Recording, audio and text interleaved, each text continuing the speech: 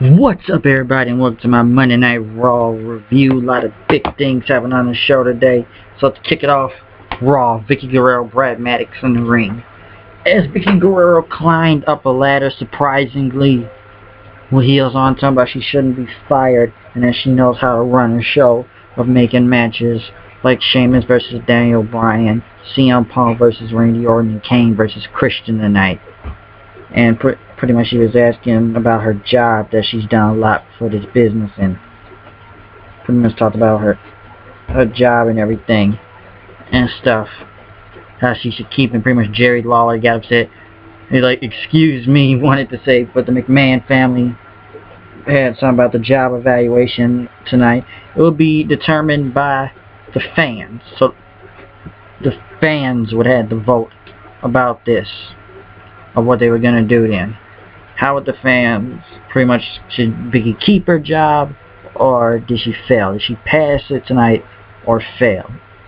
And then pretty much they aired a lot of RVD promos for his big return this Sunday, back in April 2nd of, was it April 6th? Pretty much WrestleMania 22, when Money in the Bank happened. He won his first Money in the Bank match right there, winning, so they hyped that up. Then pretty much Daniel Bryan went against Sheamus, which was a really great match out of the night. One of the best ones, I'd say. Pretty much Daniel Bryan picking up that win tonight, bringing them more momentum for this Sunday of Money in the Bank, doing a roll-up on Sheamus. Well, a small package. They sent a reporter for the Wyatt family. Some guys that said they were that way, so they were pretty much in the woods looking for the Wyatt family. AJ and B. Langston were in the back, so now they're going to get Caitlyn. Pretty much Ziggler showed up then, talking about why is she obsessing over Caitlyn, and pretty much AJ said it was just a lot and everything, and how they're going to get the titles and run this show then, so they pretty much talked about that and just kissed each other then. Also tonight they played another clip of RVD back in 2002, May 27th. One of the matches I saw when a fan came in, pretty much RVD versus Eddie Guerrero. I remember a fan coming in the ring and pushing that ladder down years ago, when it was even still the Attitude Era at that time. It was a real good ladder matches back that time on Raw. Rollins and Reigns of the Shield went against Tons of Funk, which was actually a really great match, of the Shield taking it to Tons of Funk. Tons of Funk held the ground up there, but pretty much doing that spear on Tentai, and Rollins doing a sunset flip out the ring on board his foot. It was a really great match they did. So the Shield put up a good match, Rollins and Reigns. Next, John Cena and them John Cena pretty much came out then. So we don't got to wait till this Sunday. He called out Mark Henry, and Mark Henry says he was scared and everything of what he's going to do to him Sunday. And pretty much Cena tried to crack some snicker joke and everything, and pretty much John Cena says he lied about everything, and Mark Henry says, I would sell my own mama for that title. He put his family in that situation, he said. For 17 years he wants that title, and John Cena said, we can go out right now. He told him to cross the line, and then Mark Henry took off his shirt, was going to go at him, but he said, I'll save for Sunday. As soon as Cena turned, Mark Henry attacked him, and Henry pretty much world's strongest slammed John Cena then, pretty much hyping this really big, really good to be a big WWE title match this Sunday. So Mark Henry was really good with it tonight, I guess, pretty much taking down John Cena. It was a really great build. They really are building into this match, so I know it's going to be a great match this Sunday. And pretty much they went in the back with Randy Orton, talking to him, say if he wins Money in the Bank, he's not going to hesitate to cash if John Cena is still the WWE Championship. For 2 years he's been without a world title, and he said he will cash it in on Cena, and hesitant if he does win the title. Miz came out on commentary for Curtis Axel versus Jericho. Heyman had on sunglasses since he had a black eye after Del Rio hit him Friday, and Curtis Axel was pretty much on the mic. Then pretty much he was showing the world what he could do and everything, and pretty much Jericho went against Miz. Jericho went against Curtis Axel. He threw Curtis Axel out the ring. Miz started doing a stare down with him, then Miz threw him back in the ring. Jericho with the cold break and won the match, which was technically Curtis Axel's first lost. I thought he never even won the first match. Nobody never won with him and Triple H. It was a draw. But I guess if it's the first match, it's the first match because he never actually pinned Triple H the first time. So it never really was even like that. But I don't know why they had this. But whatever. Jericho won. Josh Matthews in the back with the Rhodes Scholars talking about one of them could win Money in the Bank this Sunday. And then Zeb Coulter, Swagger, and Cesaro came saying they could win it until Barrett says you're forgetting about somebody, and Fandango came in. He was going to say, fine, but they said, don't say it, fine. He tried to say it like 3 times until he got to the last one, and Wade Barrett hit him with a bull hammer, and they all pretty much started laughing at him then.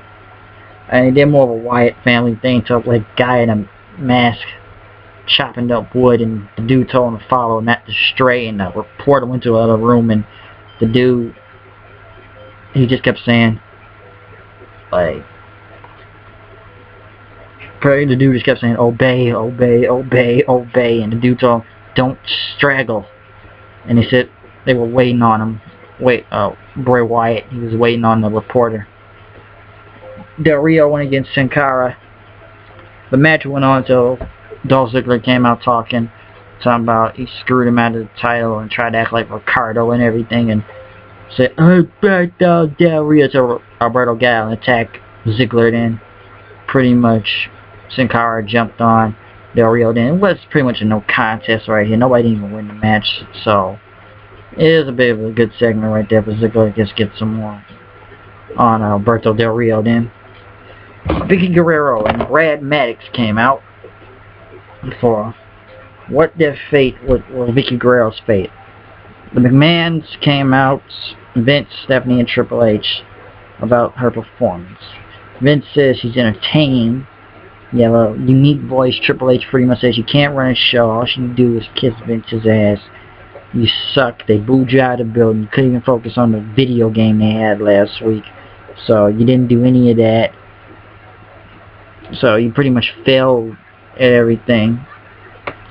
And they asked Steph, you called this evaluation meeting, so who's gonna pick up the win? They say you listen to your dad or your husband. So Stephanie just went with the voters poll, which was 75% she failed. So Stephanie said, we got 2 words for you. You're fired. And Vicky pretty much fell on the ground, then got up, because Vicky Guerrero was responsible for returns of The Rock and RVD and The Undertaker to fight at WrestleMania, but you brought in Brock Lesnar to beat up Triple H and Vince McMahon. And pretty much she fell on the ground, she started crying and everything, and Vince was still in the ring. He says, what's the matter with you people? He told everybody to shut up, you animals and everything. So they need a new general manager. So they put Brad Maddox as the general manager. This whole segment was bad. Half of these things with Vicky each week was bad with the McMahons. So now they fired her. You put Brad Maddox in. Why? And he's barely noticeable at the time. Let's say he knows when he's just standing there. Like, you don't know. He just has this confused look on his face, and pretty much he didn't really think what he could do. And then he tried to thank Mr. McMahon in the back and shake his hand. Vicky Guerrero pretty much attacked him then. And Vince took his jacket. He's like, "Where's my jacket?" Kane went against Christian. Kane won with a choke slam until the Wyatt family's video came up.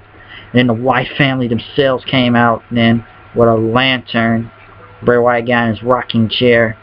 And then the Wyatt family attacked Kane and pretty much threw steel steps at his face then, which really mean the Money in the Bank this Sunday.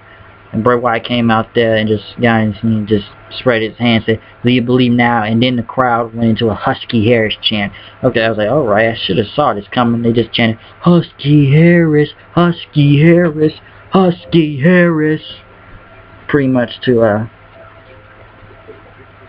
Bray Wyatt didn't. But the Wyatt family's debut was really good. I just didn't understand why they did a Husky Harris chant. So I guess I should have saw that coming. But I don't know what's happened to Kane, but I guess the Wyatt family debut was good. They played the videos throughout the night. Talking about they were there, they were here, they're going to be taking over and everything. So they pretty much attacked Kane and a Husky Harris chant broke out. Vicky had his stuff and was leaving until Ryback came out. Ryback just came out of nowhere and just put her stuff down and hugged her and said, "You deserve better." And pretty much. He said, "You're going to be okay," Ryback says. And like Ryback's barely noticeable out there anyway. But then Caitlyn and Layla went against Alicia Fox and AJ. The Bellas were on commentary, but the match pretty much ended with Caitlyn attacking AJ and then running around the ring and speared AJ on the ground, Caitlyn, which it was hard to even listen to the match. I didn't even know the Bella Twins were still out. They were just talking bullshit throughout the entire match. Like, it was nothing to be said from the Bella Twins. It was like blah blah blah blah blah blah blah, something about the reality show and stuff. It never made sense. Nobody didn't care what the Bellas said. I didn't was even paying attention. I just paid attention to Caitlyn spearing AJ on the ground. So it puts into something then.